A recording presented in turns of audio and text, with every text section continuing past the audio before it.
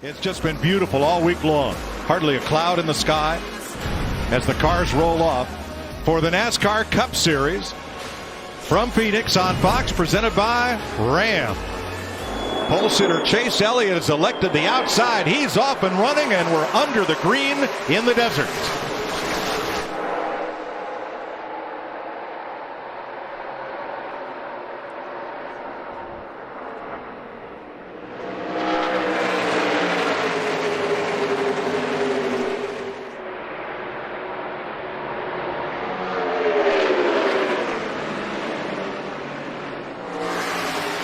Lap one to Elliott as Harvick had to look up high. Yeah, I think that traction compound's going to play a big role in the lane choice already. Kevin Harvick. Well, you can see Stenhouse underneath the 53 there of Joey Gase, and it looks like he just lost the back end. The car lost a little air to the right side. Remember that little tiny spoiler there? There's not a lot to lean on, and it looked to me like he just got in there deep and had to try to pinch it underneath Joey Gase, and the back end came around into the wall.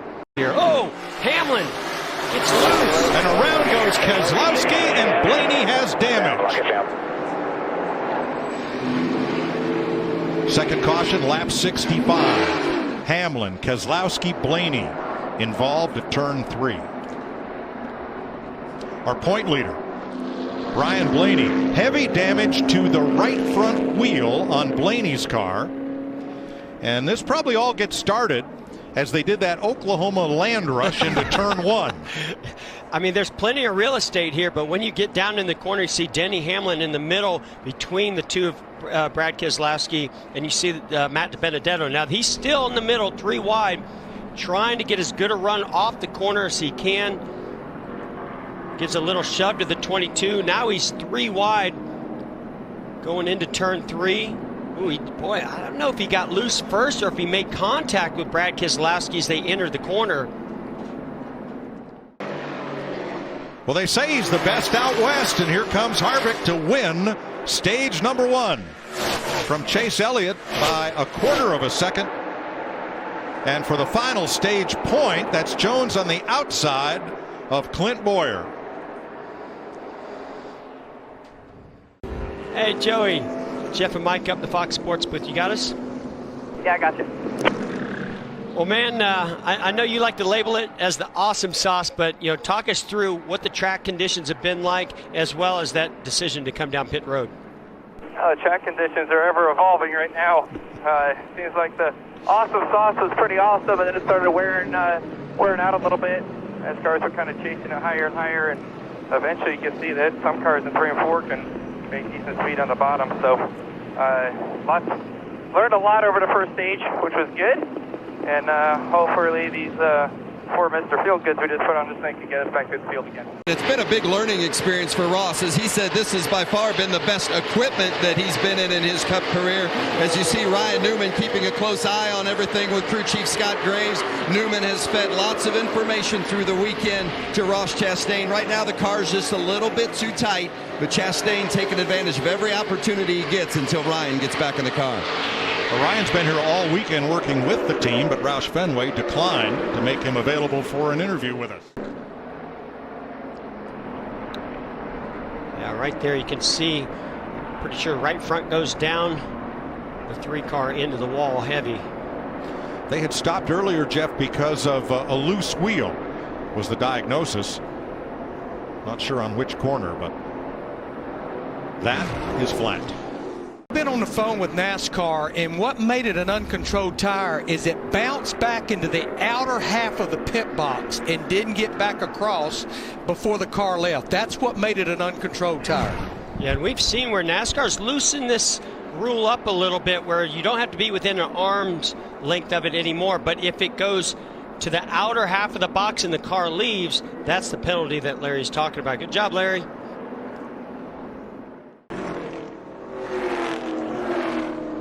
And that freezes the field just about where we thought things would end up for stage 2. Now this will carry us to the end of the stage. The caution coming at lap 190. And Chase Elliott will get the free pass and will get back on the lead lap.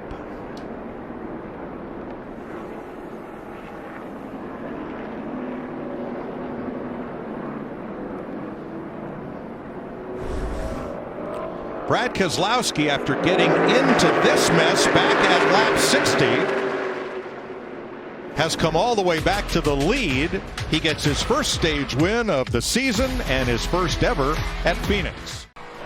Oh, Reddick in the wall. And caution waves. Lap 265, Tyler Reddick was running 14th. Well, no matter how this day ends up in heavy damage to the right side of the 8 car of Tyler Reddick, I mean, there's a lot of positives to take out of this day, because he saw and he knows he can run with the best of the best like he did today. In the distance, you see him up high. That to me looks like tire went down. Don't know what would have caused that tire to go down. Maybe he rubbed the wall earlier. Hard to say, but definitely something broke in the right front. Very similar to his teammate Austin Dillon's issues in the same corner. Keselowski, Logano, nose to tail. Boyer on the outside with Johnson. Here we go. Oh, Logano almost got turned. By Bowman right behind him. Pounding the wall is Truex. 19 Truex. Caution. He and Jimmy Johnson had a little bit of contact.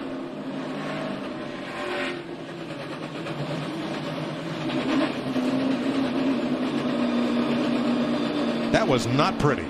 Well, and again, Mike. Over from behind. Yeah, tempura. I saw it. Full time. As you get closer to the end of these races and you have such a wide area to restart, the intensity ramps up. Nobody gives an inch. This 22 Logano goes low. Just a little bit of contact, him and Bowman, as he tries to go even further lower on the racetrack underneath Logano. Yeah, you can see Bowman started to make a move as the 22 made a move, little contact. You see Truex getting a big push from the 10 of Almirola. They're already, 3-4 wide going into turn 1. Not sure if Truex tried to check up and then the 10 made contact with him. All right, let's ride with Martin Truex.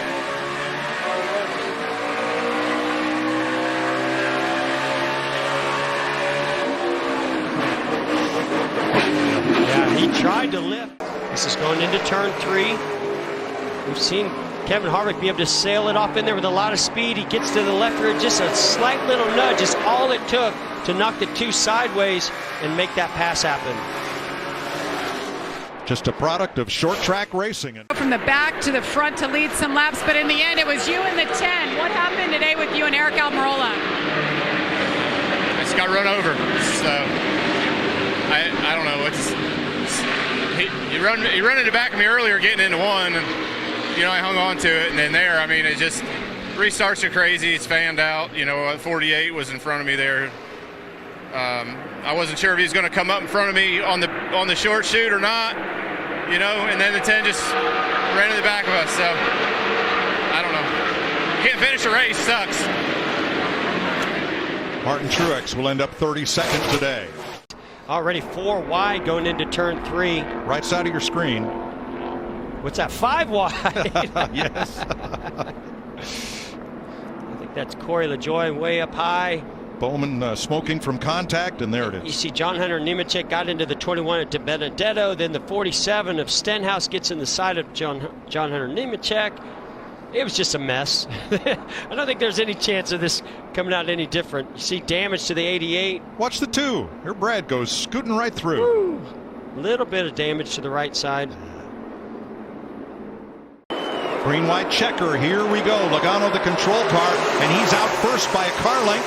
Harvick getting a little push from Kyle Busch.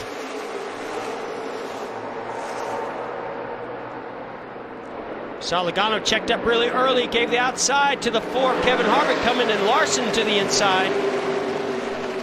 But it's Logano who's first out of turn 2. I almost thought Logano checked up too early that time going into turn 1. Harvick looks to the bottom. Logano up high. White flag. Nick's flag ends the race. Hey, we've already seen Kevin Harvick not afraid to put the bumper to somebody to move him. Will he do that if he gets to the 22 Logano? Oh, he's trying. He was within a foot there between corners 1 and 2. One last chance at it as he dives into turn 3. I think he's a little too far back. Joey got a great launch off turn 2. He's got Harvick by 2 car lengths, and he's looking at the finish line. Second win of the season for Joey Logano.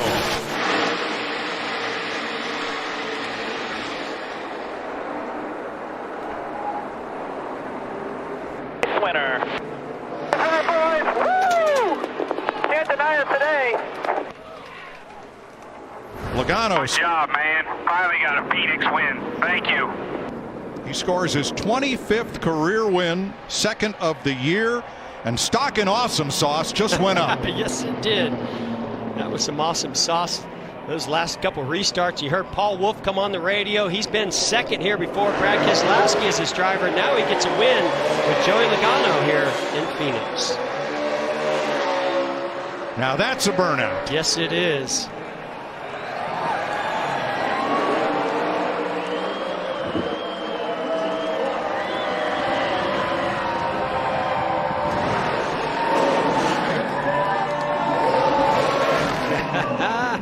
Oh, right on, and perfectly parked and positioned right on the start-finish line for Joey Logano.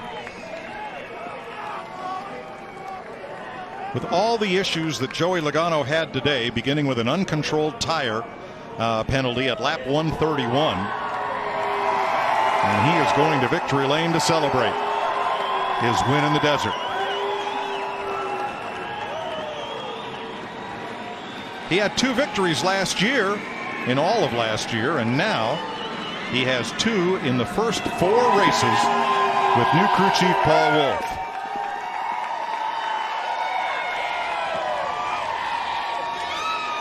Had a slow stop due to a broken jack and the tire violation. And a lucky fan gets a checkered flag. Regan Smith is with our winner. Joey Logano celebrating with the fans in the background there, getting all the equipment, all the gear off. Joey, you had a little bit of everything happen today. You had a pit road penalty, a broken jack at the end of the race. Was there just no way this 22 car wasn't going to win today? I guess not. Man, we had a really good car, really good Shell Penzo Mustang, and boy, we had more things go wrong today. Just unfortunate situation with the jack brake is no one's fault, and just had some good restarts, get ourselves back up there, being aggressive, having some tires there towards the end. I knew racing Kevin was going to be hard there, and I was figuring I was going to get hit. That's why I throttled up in the center of the corner so much that I thought he was going to give me the bump and run, which I would expect and wouldn't blame him for. But man, I'm out of breath.